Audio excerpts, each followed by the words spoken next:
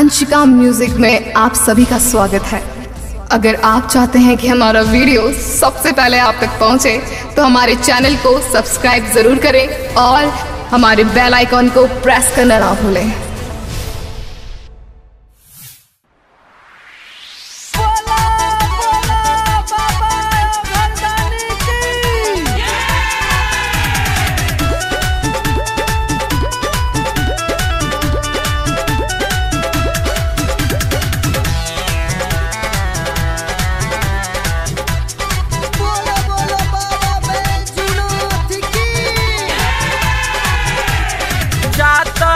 देवघर ये सैया हमके घर में छोड़ के, हमके घर में छोड़ के जाता रह देवघर ये सैया हमके घर में छोड़ के। तनी जाए से पहले पीला एक बार चीलम भर के।